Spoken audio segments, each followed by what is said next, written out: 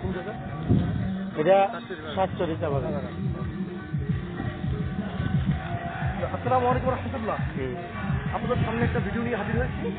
সেটা হচ্ছে চা গাছ নিয়ে কথা বলবো, কেমন? যাই হোক,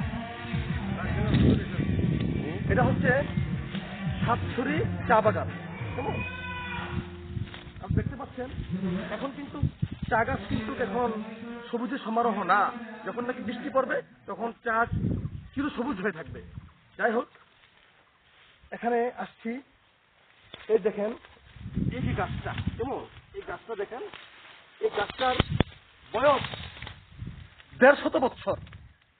এই গাছের বয়স ১৫০ বছর, বুঝছেন?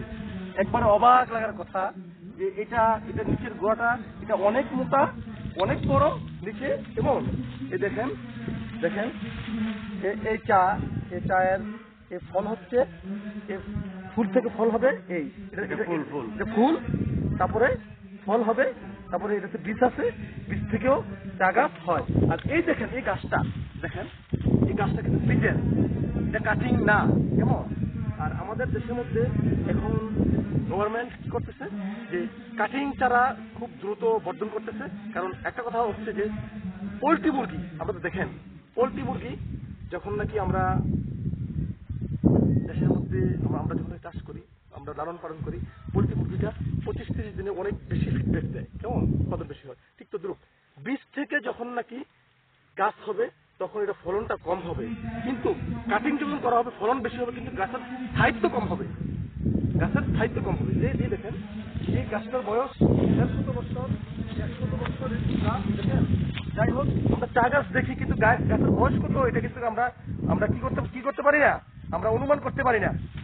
আর একটা জিনিস দেখেন, যে চা গাছ এখানে কিন্তু আরেকটা জিনিস করা যায়, চা গাছের পাশাপাশি কিন্তু ৬০ ফসল করা হয়, ৬০ ফসল করা যায়।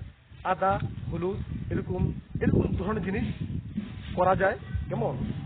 যাই হোক, আমরা যদি আরেকটা কথা বলতেছি, এই চা গাছের পাশাপাশি যদি আমরা আদা এবং হলুদ যদি আমরা চাষ করি, তাহলে আমাদের জমির প্রধানমন্ত্রী, বর্তমান প্রধানমন্ত্রী জননেত্রী শেখ হাসিনা যখন উনি বলেছেন যে আমাদের জমির সর্বোত্তম ব্যবহার করতে হবে, ঠিক তদ্রুপ এটার পাশাপাশি যদি আমরা আদা হলুদ লাগিয়ে দিই, তাহলে আমার মনে হয় যে আমাদের আলহামদুলিল্লাহ কোনো অভাব পড়বে না, মশলা বাড়িতে কিনতে হবে না।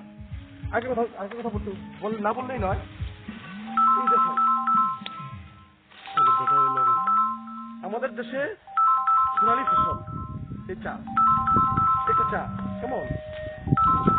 এই চা দেখেন সোনালী ফসল বলা হয়। ফল আইছে তো